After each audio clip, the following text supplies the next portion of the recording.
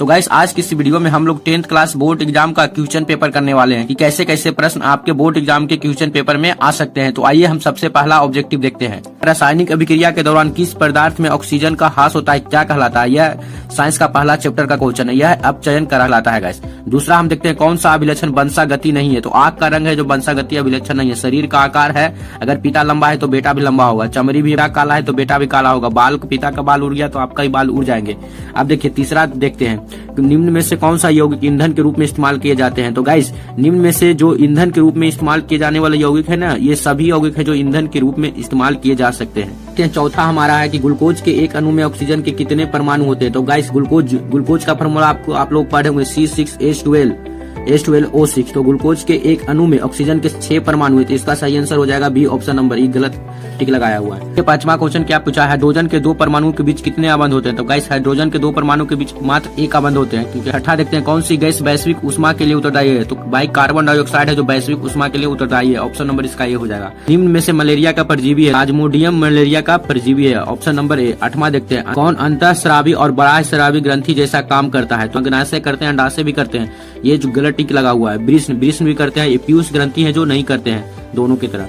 अब देखते हैं नौवां देखते हैं विद्युत ऊर्जा का व्यापारिक मात्रक क्या होता है। तो किलोवाट घंटा होता है, यहाँ वाट प्रति घंटा नहीं किलोवाट घंटा होता है इसको। वहाँ देखते हैं मानव हृदय में कोष की संख्या कितनी होती है। 4 ऑप्शन नंबर सही है। निम्न में से कौन सा पथ विद्युत परिपथ में विद्युत शक्ति को निरूपित करता है। ऑप्शन नंबर ए सही है इसका। अब देखते हैं पुष्प का नर जनक पुंकेसर कहलाता है, सही है गाइस। 13 नंबर देखते हैं सल्फर की परमाणु संख्या की 12वीं कक्षा में कितने इलेक्ट्रॉन। तो गाइस सल्फर की परमाणु संख्या होती है 16। तो 2 8 देखते हैं और 6, तो यानी 2 8 10 और 12वीं कक्षा में 6 इलेक्ट्रॉन। ऑप्शन नंबर सी सही है।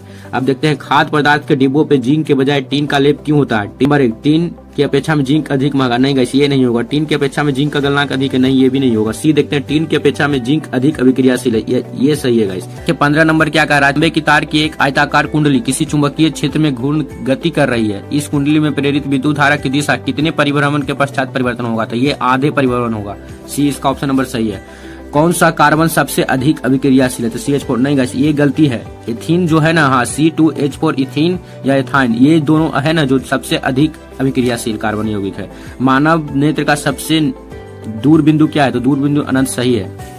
और देखिए निम्न में उत्तम ऊर्जा स्रोत कौन है। तो निम्न में उत्तम ऊर्जा एक कोयला गलत है। निम्न में उत्तम ऊर्जा का स्रोत बायोगैस जो कि सही होता है। एल्युमिनियम की एक मोटी ऑक्साइड की परत बनाने की क्रिया क्या कहते हैं। तो एनोडीकरण, ये सही है। इसे संक्षारण से बचाने के लिए एल्युमिनियम की वस्तुओं को एनोडीकरण कर दिया जाता है। किस वर्ण में तरंग दैर्घ्य सबसे अधिक होता है। तो लाल में, ऑप्शन नंबर सही है ये। अब देखिए निम्न में से कौन सा आहार श्रृंखला का उदाहरण है। तो ये सही है, ऑप्शन नंबर बी घास बकरी मानव।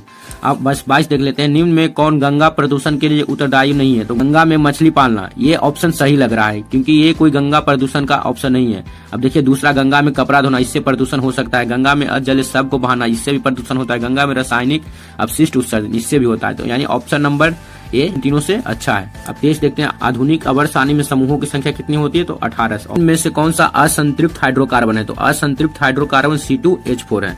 अब देखिए कौन सा पदार्थ लाल लिटमस पत्र को नीला कर देता है। तो लाल लिटमस पत्र को नीला करता है तो क्षार होता है, जो कि ऑप्शन नंबर बी में, इसका बी हो जाएगा आंसर, ये गलत होगा गाइस।